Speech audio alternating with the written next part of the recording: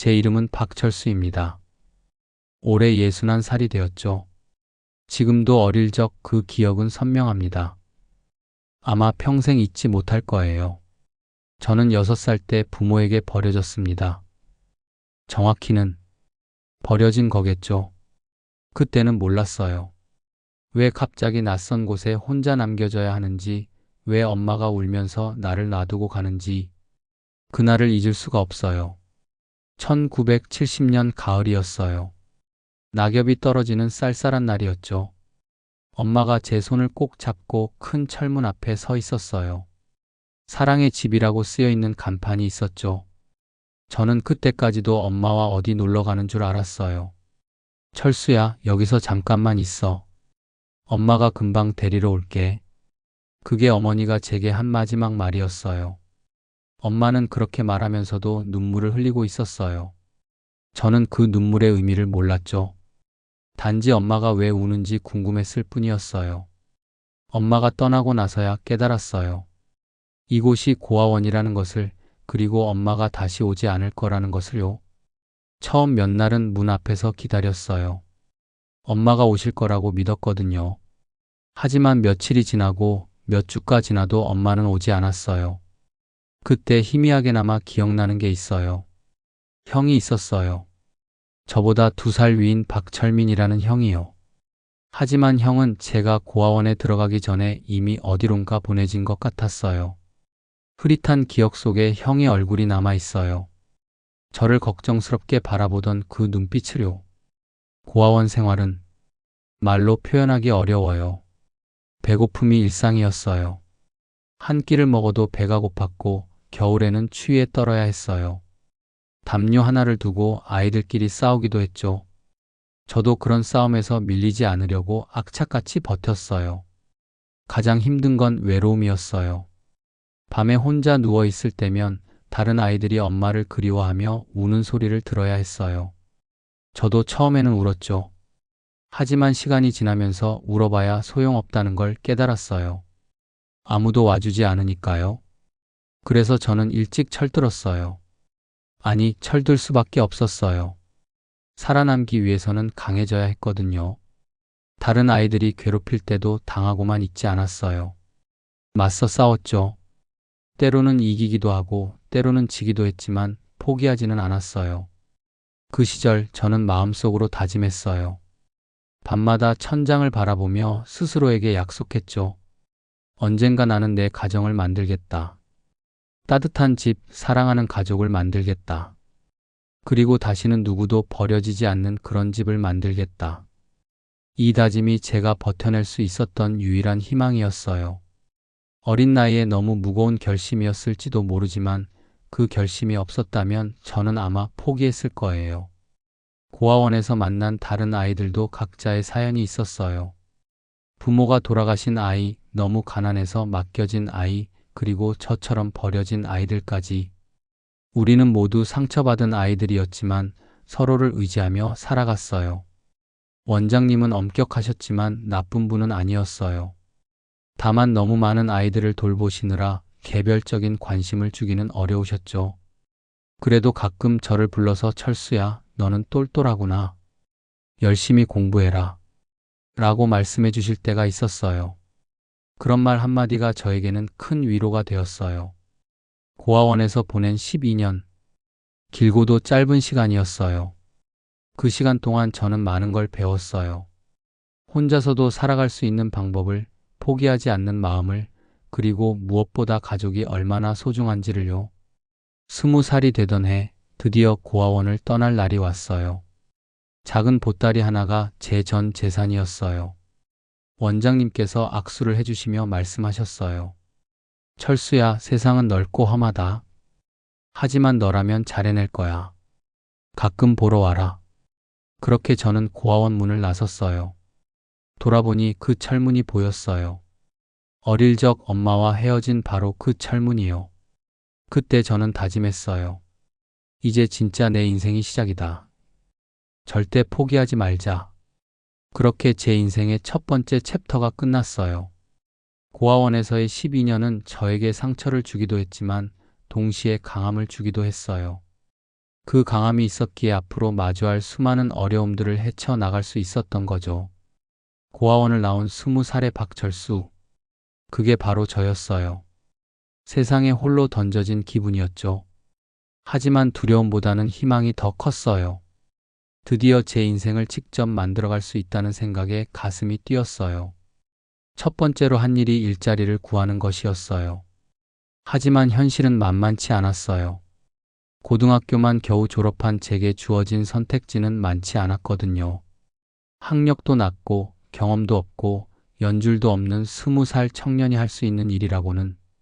첫 직장은 건설 현장이었어요. 1988년 서울 올림픽을 앞두고 온 나라가 공사판이었거든요. 아침 6시부터 저녁 8시까지 하루 종일 시멘트 포대를 나르고 벽돌을 쌓고 흙을 파는 일을 했어요. 손은 늘 거칠어져 있었고 등과 어깨는 항상 아팠어요. 하지만 저는 불평하지 않았어요. 오히려 감사했어요. 일할 곳이 있다는 것, 돈을 벌 수 있다는 것이 그렇게 고마울 수가 없었어요. 고아원에서는 어떻게 해도 돈을 벌 수가 없었으니까요. 현장에서 만난 형님들은 거칠었지만 정이 많았어요. 처음에는 어린 저를 못마땅해 했지만 제가 성실하게 일하는 모습을 보고는 하나둘씩 인정해주기 시작했어요.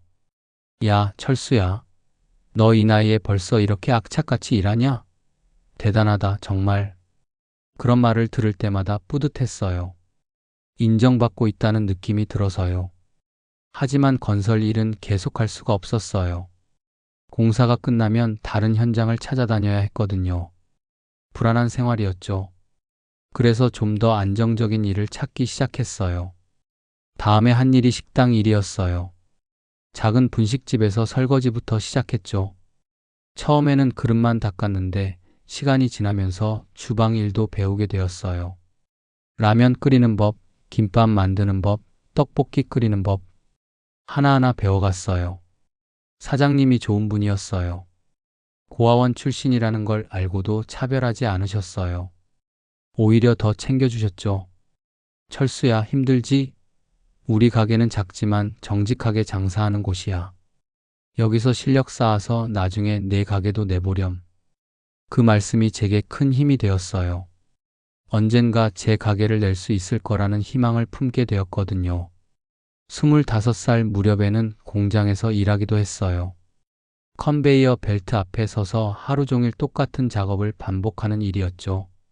단조로웠지만 월급은 그나마 안정적이었어요. 그리고 그곳에서 제 인생을 바꿔줄 사람을 만났어요. 김영희. 제 아내가 될 사람이었어요. 같은 공장에서 일하는 동료였죠. 처음 봤을 때부터 뭔가 특별했어요. 다른 여자들처럼 화려하지는 않았지만 눈에서 따뜻함이 느껴졌어요. 그리고 무엇보다 저를 있는 그대로 받아들여 주었어요. 오빠, 고아원에서 자랐다고? 그럼 어떤가? 지금 이렇게 열심히 살고 있는데? 그 말을 들었을 때 정말 가슴이 벅찼어요. 저를 불쌍하게 보거나 동정하는 게 아니라 그냥 자연스럽게 받아들여 주었거든요. 우리는 1년 정도 사귀고 결혼했어요. 1995년 봄이었어요. 결혼식도 소박했어요. 하객도 많지 않았고 예식장 대신 동네 교회에서 간단히 했죠. 하지만 제 인생에서 가장 행복한 날이었어요. 철수 씨, 사랑합니다. 평생 함께해요. 아내의 그 말을 들었을 때 저는 울고 말았어요. 고아원에서부터 품어왔던 꿈이 드디어 이루어진 것 같았어요. 제 가족을 만들 수 있게 된 거예요. 결혼 후에는 좀 더 안정적인 직장을 찾아야 했어요. 가족을 부양해야 했으니까요. 그래서 찾은 곳이 중견기업의 경비직이었어요. 정확히는 대한산업이라는 회사였죠. 처음에는 야간 경비부터 시작했어요. 밤새 회사를 지키는 일이었죠. 외롭고 지루한 일이었지만 월급이 안정적이었어요. 그리고 무엇보다 정직원으로 채용되었다는 게 좋았어요. 평생 일할 수 있는 직장이 생긴 거였으니까요. 결혼 2년 후 첫 아이가 태어났어요. 아들이었어요. 박민수라고 이름을 지었죠. 아이를 처음 안아봤을 때의 그 감정을 말로 표현할 수가 없어요. 이 작은 생명이 제 피를 나눈 가족이라는 게 믿어지지 않았어요. 얘야, 아빠는 너를 절대 혼자 두지 않을 거야. 아빠처럼 외롭게 자라지 않게 해줄 거야. 아이에게 그렇게 약속했어요. 저는 부모의 사랑을 받아보지 못했지만 제 아이만큼은 충분한 사랑을 주고 싶었어요. 3년 후에는 딸이 태어났어요. 박민지. 정말 예쁜 딸이었어요. 아들, 딸을 다 낳고 보니 정말 완벽한 가정이 된 것 같았어요. 비록 넓은 집은 아니었지만 우리만의 보금자리가 있었고 사랑하는 가족이 있었어요. 그 시절이 제 인생에서 가장 행복한 시간이었어요. 아내는 아이들을 돌보며 살림을 꾸려나갔고 저는 회사에서 성실히 일했어요. 경비직이지만 회사 사람들이 저를 신뢰해 주었어요. 시간이 지나면서 주간 근무로 바뀌기도 했고 나중에는 경비팀장까지 맡게 되었죠. 저녁이면 집에 돌아가서 아이들과 놀아주고 아내가 차려준 밥을 함께 먹었어요. 반찬은 많지 않았지만 아내 손맛이 들어간 집밥은 세상 어떤 음식보다 맛있었어요. 여보, 오늘 민수가 아빠 닮았다고 선생님이 그러시더라고. 진짜? 우리 민수가? 응, 성격이 차분하고 성실하다고. 그런 대화를 나누며 밥을 먹는 시간이 얼마나 소중했는지 몰라요. 고아원에서는 상상도 할 수 없었던 일상이었거든요. 물론 힘든 일도 많았어요. 아이들이 아프면 병원비가 부담스러웠고 월급날이 되어도 통장 잔고는 늘 빠듯했어요. 아내가 몰래 눈물을 훔치는 모습을 본 적도 있어요. 아마 경제적인 걱정 때문이었을 거예요. 그럴 때마다 제 자신이 한심하게 느껴졌어요. 더 많이 벌지 못하는 제가, 가족에게 더 좋은 환경을 만들어주지 못하는 제가 미웠어요. 하지만 아내는 항상 저를 위로해 주었어요. 여보, 우리 이렇게라도 함께 있는 게 얼마나 감사한 일인데? 큰 집, 좋은 차가 뭐가 중요해? 우리는 서로 사랑하고 건강하잖아. 맞았어요. 저희에게는 돈보다 더 소중한 게 있었어요. 서로에 대한 사랑과 믿음, 그리고 함께 만들어가는 소소한 행복들이요. 아이들이 자라면서 더 많은 추억을 만들었어요. 봄에는 가족 나들이를 가고, 여름에는 계곡에서 물놀이를 하고, 가을에는 단풍 구경을, 겨울에는 눈사람을 만들었어요. 돈이 많이 드는 곳은 못 갔지만 함께하는 시간 자체가 행복이었어요. 그렇게 20년이 흘렀어요. 민수는 대학생이 되었고 민지는 고등학생이 되었어요. 제가 받지 못한 교육을 아이들은 받을 수 있었어요. 그것만으로도 저는 만족했어요. 하지만 인생이란 게 항상 예측대로 흘러가지는 않더라고요. 제가 40을 넘기고 회사에서 20년 넘게 일할 때쯤 예상치 못한 일이 일어났어요. 그 일로 인해 제 인생이 완전히 바뀌게 될 줄은 그때는 꿈에도 몰랐죠. 그건 바로 다음 이야기에서 말씀드릴게요. 2010년 가을이었어요. 저는 그때 대한산업에서 경비팀장으로 일한 지 벌써 15년이 넘었었죠. 회사 사람들도 저를 믿고 의지했고 저 역시 회사를 제 집처럼 여기고 있었어요. 그날도 평범한 하루였어요. 아침 출근길에 아내가 도시락을 싸주며 말했죠. 여보, 오늘 날씨가 쌀쌀하니까 감기 조심해. 알았어. 나도 일찍 들어갈 테니까 저녁 준비는 천천히 해. 그렇게 평범하게 시작된 하루였는데 누가 알았겠어요. 그날이 제 인생을 완전히 바꿔놓을 날이 될 줄을요. 오전 10시쯤이었어요. 저는 평소처럼 회사 로비에서 출입을 관리하고 있었어요. 그런데 정문으로 한 남자가 들어왔어요. 50대 후반쯤 되어 보이는 양복을 잘 차려입은 신사였죠. 처음에는 그냥 일반적인 방문객인 줄 알았어요. 하지만 뭔가 이상했어요. 그 사람이 저를 보는 눈빛이 어떻게 설명해야 할까요? 그냥 스치듯 보는 게 아니라 마치 저를 오랫동안 찾고 있었던 사람처럼 바라보는 거예요. 실례합니다. 혹시 그 사람이 저에게 다가왔어요. 목소리도 익숙한 것 같았어요. 하지만 어디서 들어본 목소리인지는 기억이 나지 않았어요. 성함이 박철수 씨가 맞나요? 제 이름을 부르는 순간 가슴이 두근거리기 시작했어요. 낯선 사람이 저를 찾아온 일은 거의 없었거든요. 네, 맞습니다만. 어떻게 절 아시는지요? 그때 그분이 저를 자세히 바라보더니 눈에 눈물이 맺히는 거예요. 철수야. 정말 너구나. 형이야. 철민이.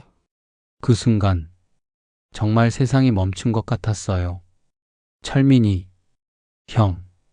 어릴 적 흐릿하게 기억나던 바로 그 형이라는 거예요? 형.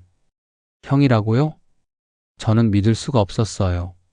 40년도 넘는 세월이 지났는데 어떻게 형이 저를 찾아올 수 있는 거죠? 그것도 제가 일하는 회사까지. 철수야, 놀랐지? 형도 너무 놀랐어. 내가 여기서 일한다는 걸 알고. 잠깐만요. 저는 지금 일하고 있어서. 죄송하지만 확실히 해야겠어요. 정말 제 형이 맞나요? 저는 혼란스러웠어요. 너무 갑작스러운 일이었거든요. 그리고 한편으로는 두려웠어요. 만약 정말 형이라면 왜 이제서야 나타난 건지. 형은 주머니에서 낡은 사진 한 장을 꺼냈어요. 이거 봐. 우리가 어렸을 때 찍은 사진이야. 사진을 보는 순간 저는 할 말을 잃었어요. 분명히 어릴 적 저의 모습이었어요. 그리고 옆에 서 있는 소년. 바로 제가 어렴풋이 기억하고 있던 형의 모습이었어요. 이건 어떻게? 철수야, 형이 40년 넘게 널 찾고 있었어. 정말 미안해. 이제서야 찾았어. 그때서야 저는 이 상황이 현실이라는 걸 받아들일 수 있었어요. 정말 제 형이었어요. 어릴 적 헤어진 바로 그 형이. 형. 정말 형이에요? 저를 정말 찾고 계셨어요? 그럼 당연하지. 아버지께서 돌아가시기 전에 마지막으로 하신 말씀이 철수를 꼭 찾아라였어. 아버지. 그 말을 듣는 순간 또 다른 충격이 왔어요. 저는 아버지에 대한 기억이 거의 없었거든요. 어머니는 그나마 기억이 났지만 아버지는 정말 희미했어요. 아버지께서 저를 찾으라고 하셨다고요? 응. 아버지가 2년 전에 돌아가셨어. 그때 유언을 남기셨지. 내 동생을 꼭 찾아서 내가 미안했다고 전해다오.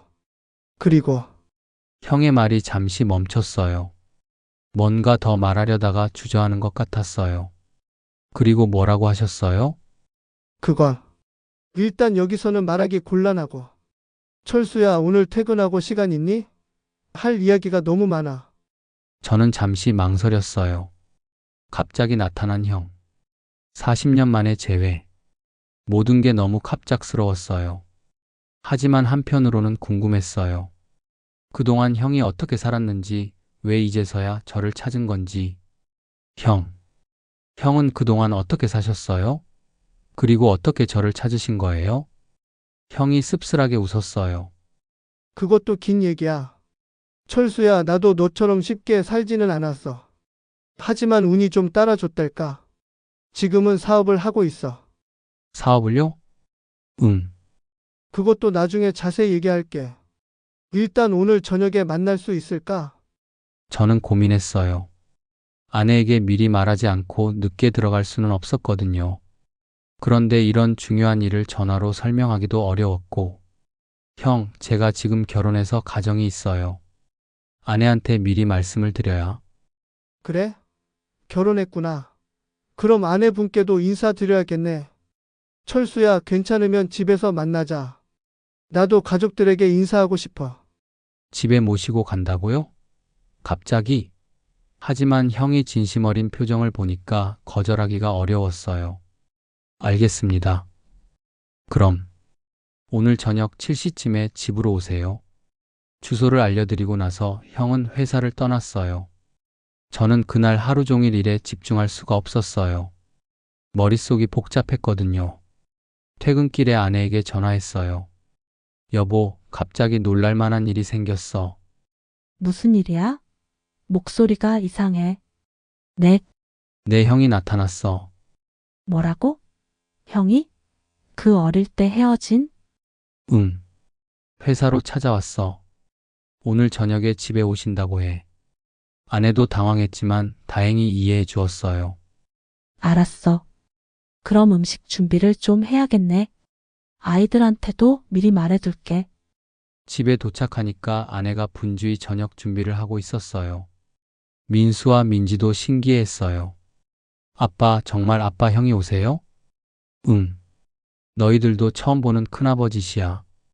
7시가 조금 넘어서 초인종이 울렸어요. 문을 열어보니 형이 서 있었어요. 손에는 과일 바구니와 선물을 들고 계셨고요. 철수야, 늦었지? 아니에요, 형. 어서 들어오세요. 가족들에게 형을 소개했어요. 얘들아, 이분이 아빠 형이신 큰아버지야. 그리고 여보, 이분이 제 형 철민이에요. 아내가 정중하게 인사를 드렸어요. 안녕하세요. 철수 아내 영희입니다. 그동안 얼마나 철수를 찾으셨을까요? 형도 깍듯하게 인사를 받으셨어요. 수고 많으셨어요. 철수 이놈을 잘 돌봐주셔서 고맙습니다. 저녁을 먹으면서 조금씩 이야기를 나눴어요. 형은 아이들을 무척 예뻐해 주셨어요. 민수야, 민지야. 큰아버지가 늦게 나타나서 미안하다. 그동안 아빠 많이 도와드렸지? 네, 큰아버지. 아이들도 형을 금세 좋아했어요. 식사 후에 아내가 아이들을 데리고 방으로 들어가 주었어요. 형과 저만 거실에 남았죠. 철수야, 이제 진짜 얘기를 해야겠어. 형의 표정이 진지해졌어요. 형, 저는 아직도 믿어지지가 않아요.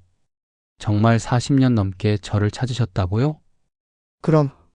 사실 처음 몇 년은 나도 어렸으니까 잊고 살았어. 하지만 나이가 들수록 내가 생각났어.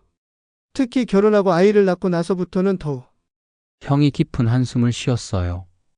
철수야, 우리가 헤어진 이유를 알고 싶지? 저는 고개를 끄덕였어요. 평생 궁금했던 일이었거든요. 아버지 사업이 망했어. 그때가 1970년이었는데 아버지가 작은 공장을 하셨거든. 그런데 보증을 잘못 써서 빚더미에 앉게 된 거야. 그래서 우리를 키울 수가 없게 된 거지. 나는 아버지 친구분이 데려가셨고 너는 고아원에.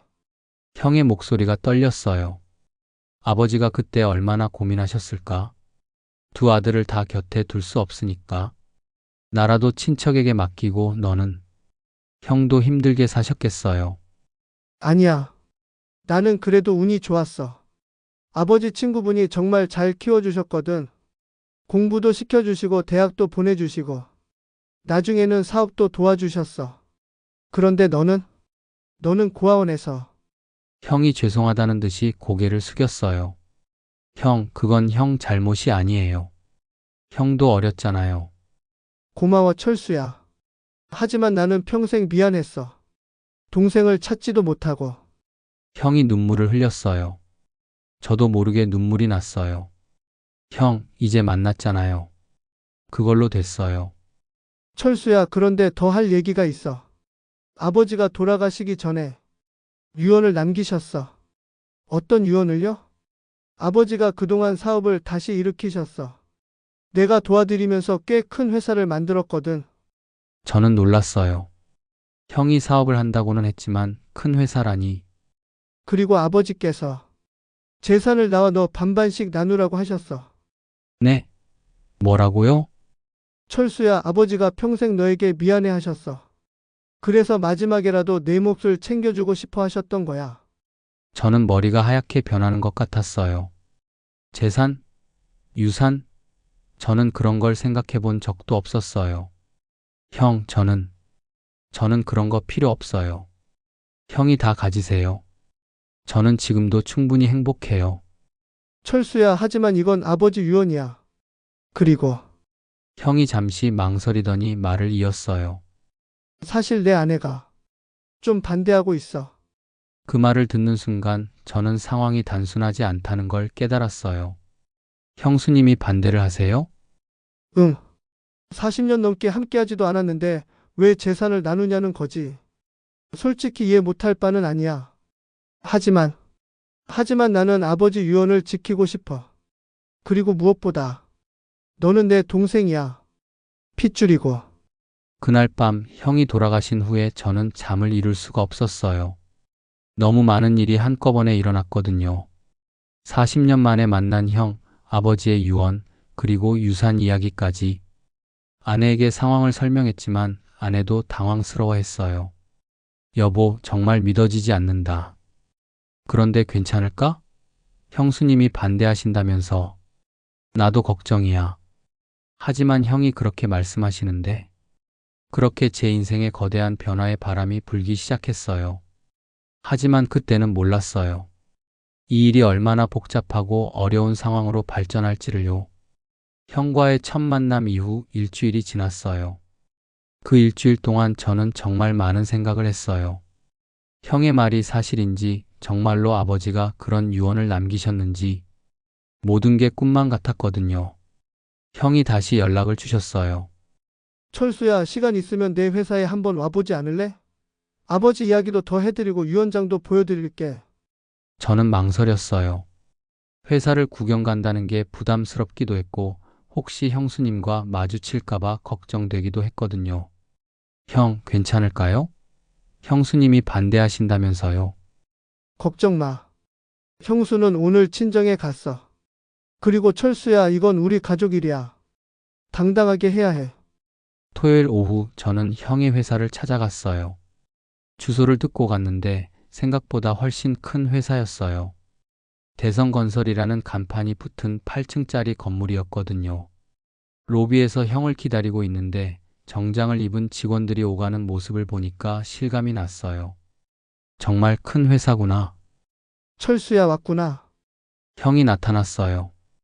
회사에서는 더욱 당당해 보였어요.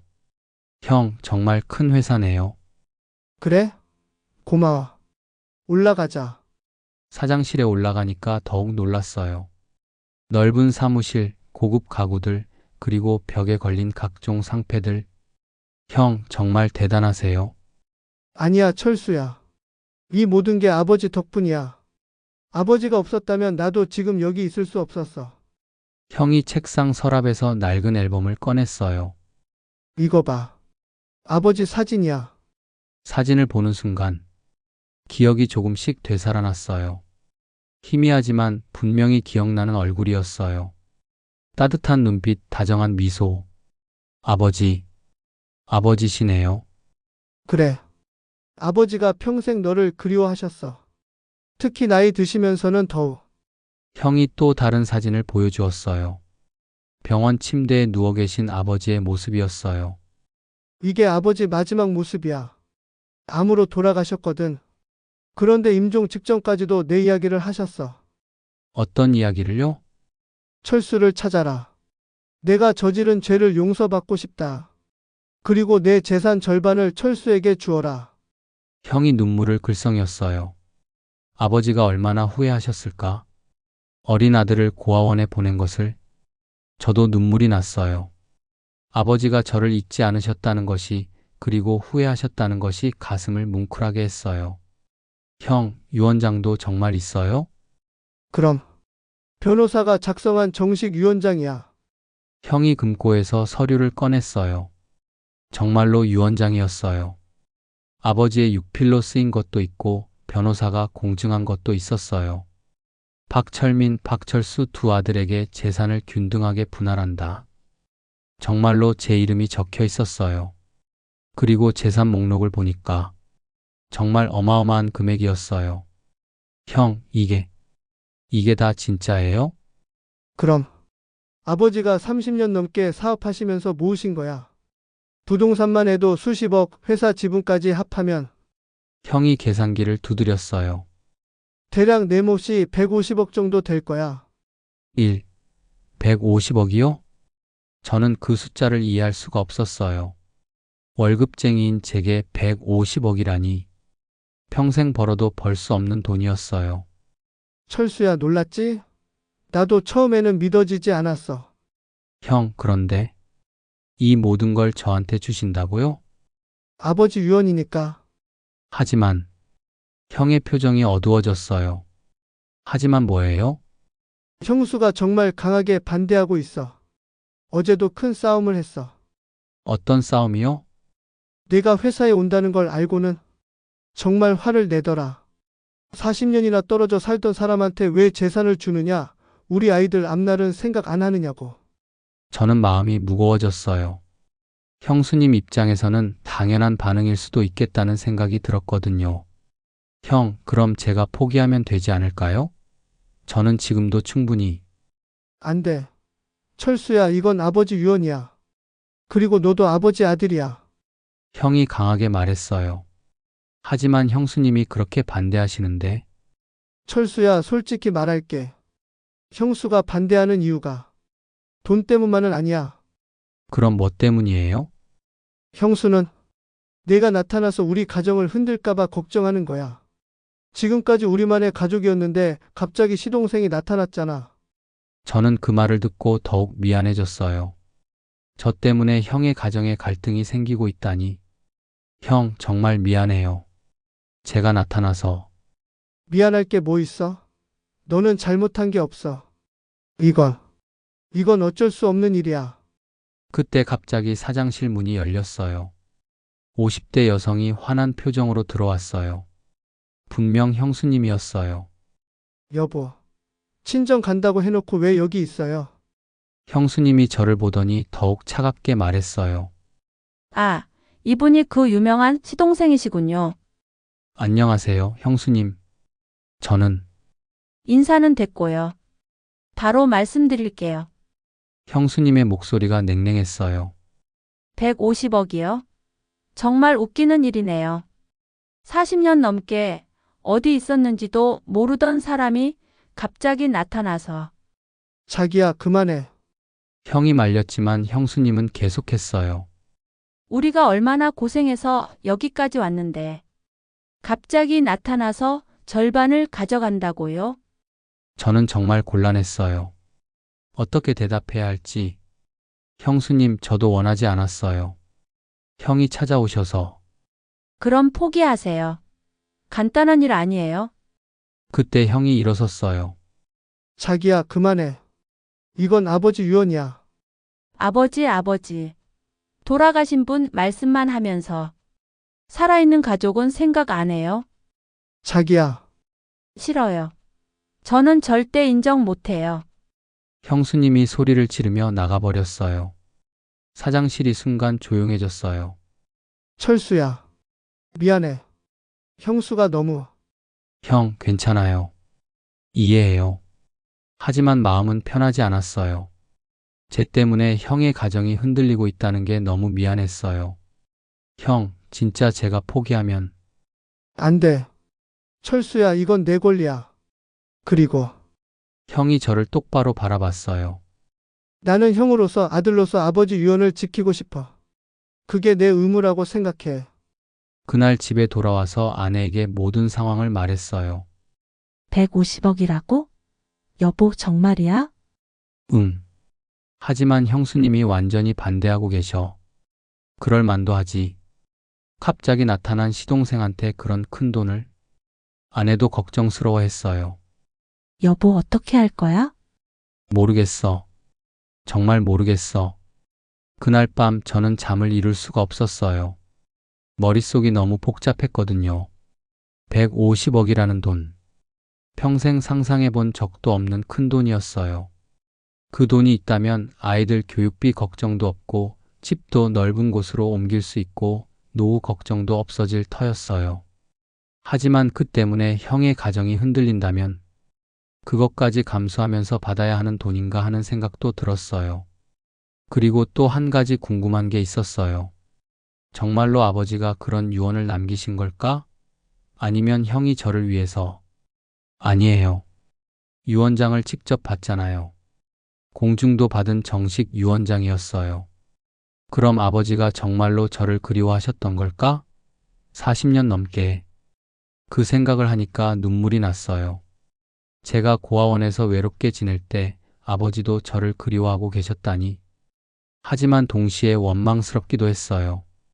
그렇게 그리워하셨다면 왜 더 일찍 찾지 않으셨을까?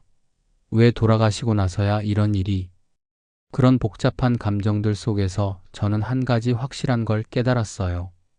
이 일은 단순히 돈 문제가 아니라는 걸요. 가족이라는 것, 핏줄이라는 것, 그리고 용서와 화해에 대한 문제였어요. 과연 저는 어떤 선택을 해야 할까요? 아버지의 유언을 받아들여야 할까요? 아니면 형의 가정을 위해 포기해야 할까요? 그 답을 찾기까지는 더 많은 시간과 고민이 필요했어요. 형수님과의 그 불편한 만남 이후 한 달이 지났어요. 그 한 달 동안 저는 정말 많은 고민을 했어요. 밤마다 잠들지 못하고 생각했죠. 과연 이 유산을 받아도 되는 것인지, 형의 가정을 더 이상 흔들어서는 안 되는 건 아닌지, 아내도 걱정이 많았어요. 여보, 요즘 너무 힘들어 보여. 차라리 포기하는 게. 영희야, 나도 그게 맞는 것 같아. 하지만 형은 계속 연락을 주셨어요. 거의 매주 한 번씩은 만나자고 하셨죠. 그리고 그때마다 같은 말씀을 하셨어요. 철수야, 이건 내 권리야. 아버지 유언이고 너도 아버지 아들이야. 그런데 어느 날 예상치 못한 일이 일어났어요. 형수님께서 직접 제게 연락을 주셨어요. 시동생, 시간 있으면 한번 만나서 얘기할까요? 목소리가 전에 비해서는 많이 부드러워져 있었어요. 저는 조심스럽게 대답했어요. 네, 형수님. 언제든지 괜찮습니다. 그럼 내일 오후에 시간 괜찮으세요? 조용한 곳에서 커피나 한잔 하면서. 다음 날 약속 장소인 커피숍에 갔어요. 형수님은 이미 와 계셨어요. 전에 봤을 때보다 훨씬 피곤해 보이셨어요. 시동생 앉으세요. 네, 형수님. 잠시 어색한 침묵이 흘렀어요. 형수님이 먼저 입을 여셨어요. 시동생, 지난번에는 너무 감정적으로 행동했어요. 미안해요. 아니에요, 형수님. 이해해요. 사실, 저도 한 달 내내 생각을 많이 했어요. 남편이 얼마나 시동생을 찾고 싶어 했는지, 그리고 아버님이 얼마나 후회하셨을지. 형수님의 목소리에 진심이 담겨 있었어요. 형수님, 시동생, 솔직히 처음에는 정말 화가 났어요.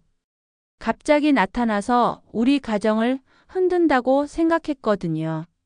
하지만 형수님이 잠시 말을 멈췄어요. 남편을 보니까 시동생을 만난 후로 정말 행복해해요.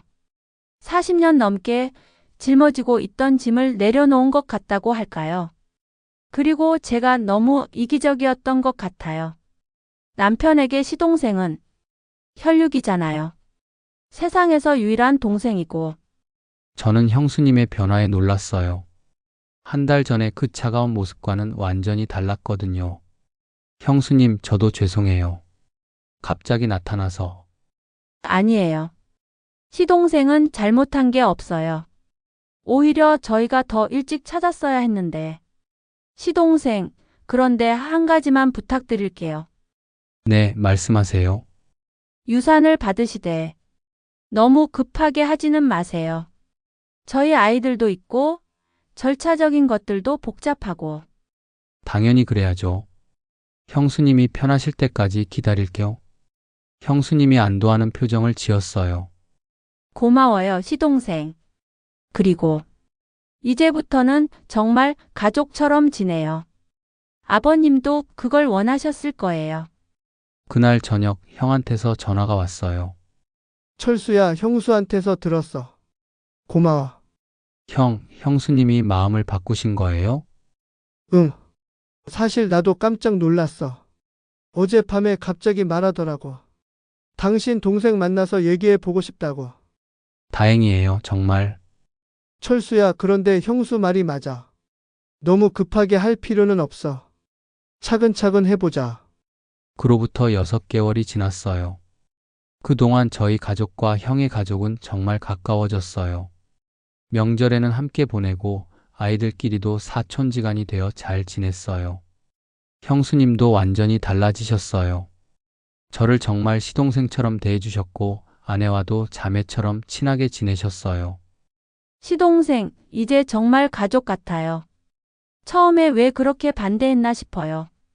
형수님, 그때는 당연한 반응이었어요. 그리고 드디어 유산 상속 절차를 시작했어요. 변호사를 통해서 정식으로 진행했죠. 절차가 복잡하긴 했지만 형이 모든 걸 도와주셔서 어렵지 않았어요. 철수야, 이제 정말 내 거야. 통장을 받아든 순간 정말 믿어지지 않았어요. 평생 본 적 없는 숫자들이 적혀 있었거든요. 형, 정말 감사해요. 뭘 고마워해. 원래 내 몫이었어. 하지만 그 돈을 받고 나서 첫 번째로 한 일이 뭔지 아세요? 형한테 절반을 다시 드리려고 했어요. 형, 저는 이 돈의 절반만 가질게요. 나머지는 형이 가지세요. 뭔 소리야? 아버지가 반반씩 나누라고 하셨는데, 형, 저는 지금까지도 충분히 행복했어요. 그리고 이 모든 회사를 키운 건 형이잖아요. 하지만 형은 절대 받지 않으셨어요.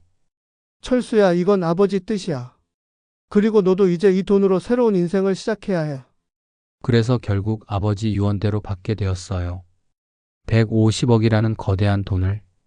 처음에는 정말 어떻게 써야 할지 몰랐어요. 너무 큰 돈이었거든요. 하지만 아내와 상의해서 계획을 세웠어요. 먼저 아이들 교육비를 충분히 마련해 두었어요. 대학교는 물론이고 유학도 보낼 수 있을 만큼. 그리고 집도 넓은 곳으로 이사했어요. 아내가 평생 꿈꿔왔던 정원이 있는 집으로. 여보, 정말 꿈만 같아. 이런 집에서 살게 될 줄이야. 나도 그래. 하지만 영희야, 우리 마음만은 예전과 같아야 해. 당연하지. 돈이 생겼다고 해서 사람이 바뀌면 안 되지. 아내의 그 말이 정말 고마웠어요. 그리고 저는 회사를 그만두었어요. 40년 넘게 일한 대한산업을. 마지막 출근 날 동료들이 송별회를 열어주었어요. 팀장님, 정말 복 받으셨네요. 부럽습니다. 고마워요. 그동안 정말 수고 많았어요. 팀장님 같은 분이 복 받는 거 보니까 세상이 공평한 것 같아요. 그 말을 듣고 눈물이 났어요. 제가 받은 건 단순한 행운이 아니라 아버지의 사랑이었거든요. 회사를 그만둔 후에는 여러 가지 일을 했어요. 우선 형의 회사 일을 도와드렸어요. 제가 직접 경영에 참여하지는 않았지만 형과 함께 일하는 시간이 좋았어요. 철수야, 이렇게 함께 일하니까 정말 좋다. 저도요, 형. 어릴 때 못다한 형제의 정을 지금이라도 나누는 것 같아요. 그리고 사회복지에도 관심을 가지게 되었어요. 특히 고아원 아이들을 돕는 일에. 아빠, 고아원에 후원금을 보내신다고요? 응, 민수야. 아빠도 거기서 자랐거든. 이제 도울 수 있게 되어서. 아이들도 제 뜻을 이해해 주었어요. 그런데 가장 큰 변화는 마음의 변화였어요. 40년 넘게 마음속에 있던 상처가 아물기 시작했거든요. 어릴 적 버려졌다는 상처, 가족 없이 혼자라는 외로움. 그런 것들이 서서히 사라져 갔어요. 아버지가 저를 잊지 않으셨다는 것, 형이 40년 넘게 저를 찾으셨다는 것, 그리고 이제 진짜 가족이 생겼다는 것. 어느 날 아버지 산소에 처음 가보았어요. 형과 함께. 아버지, 늦게나마 철수 데려왔어요. 형이 산소 앞에서 그렇게 말씀드리니까 눈물이 왈칵 쏟아졌어요. 아버지, 저 철수예요. 늦어서 죄송해요. 그날 산소 앞에서 정말 많이 울었어요. 서운함도, 그리움도, 감사함도. 모든 감정이 한꺼번에 쏟아졌어요. 아버지, 이제 알겠어요. 아버지도 힘들으셨구나. 어린 아들들을 떠나보내는 게 얼마나 아프셨을까? 그날 이후로 저는 아버지를 원망하지 않게 되었어요. 대신 이해하게 되었어요. 아버지도 선택의 여지가 없었다는 것을. 이제 저는 61살이 되었어요. 인생의 후반부를 시작하는 나이죠. 고아원에서 버려진 아이로 시작해서 혼자 힘으로 살아온 40년, 그리고 이제 가족의 품으로 돌아온 새로운 인생. 정말 뒤바뀐 운명이라고 할 수 있겠어요. 하지만 가장 감사한 건 돈이 아니에요. 바로 가족이에요. 형을 만날 수 있었다는 것, 아버지의 마지막 사랑을 확인할 수 있었다는 것. 여보, 후회 안 해? 아내가 가끔 물어봐요. 뭘? 고생스럽게 살았던 거. 아니야. 그 고생이 있었기에 지금의 행복이 더 소중한 거야. 정말 그래요. 만약 제가 어릴 때부터 풍족하게 살았다면 지금의 이 감사함을 느낄 수 있었을까요? 가족의 소중함을 이렇게 절실하게 깨달을 수 있었을까요? 아마 그렇지 못했을 거예요. 고아원에서의 외로움이 있었기에 가족의 따뜻함을 더욱 소중하게 여기게 되었고, 가난한 시절이 있었기에 지금의 풍요로움에 감사할 수 있게 된 거죠. 요즘 저는 새로운 꿈을 꾸고 있어요. 고아원 아이들을 위한 장학재단을 만드는 것이에요. 철수야, 좋은 생각이야. 나도 함께 할게. 형도 적극적으로 찬성해 주셨어요. 그래, 우리 아버지 이름으로 만들자. 사랑의 장학재단은 어때? 좋아요, 형. 아버지도 기뻐하실 거예요. 고아원 아이들이 저처럼 40년을 기다리지 않고 좀 더 일찍 꿈을 이룰 수 있게 도와주고 싶어요. 교육의 기회를 주고 사회에 나가서도 당당하게 살 수 있게. 그게 제가 받은 이 큰 복을 사회에 되돌려주는 방법이라고 생각해요. 지금 생각해보면 참 신기해요. 인생이란 게 정말 예측할 수 없는 것 같아요. 어릴 때는 고아원에서 버려진 아이였고, 중년에는 평범한 회사원이었는데, 이제는. 하지만 한 가지 변하지 않은 게 있어요. 가족을 사랑하는 마음, 성실하게 살아가려는 자세, 그리고 감사하는 마음. 어쩌면 진짜 뒤바뀐 건 제 운명이 아니라 제 마음인지도 몰라요. 원망과 상처로 가득했던 마음이 이제는 사랑과 감사로 가득 차게 되었거든요. 아버지, 어머니, 그리고 형. 모든 분들께 감사드려요. 늦었지만 이제라도 이렇게 행복할 수 있게 해주셔서. 그리고 평생 함께 해준 아내, 아이들. 여러분이 있어서 제가 이 모든 어려움을 이겨낼 수 있었어요. 이제 저는 새로운 인생을 시작합니다. 받은 사랑을 세상에 나누어주며 감사한 마음으로 하루하루를 살아가겠습니다. 여러분도 절대 포기하지 마세요. 인생은 언제든지 뒤바뀔 수 있습니다. 지금 힘들어도 언젠가는 반드시 좋은 날이 올 거예요. 저처럼, 저 박철수처럼요.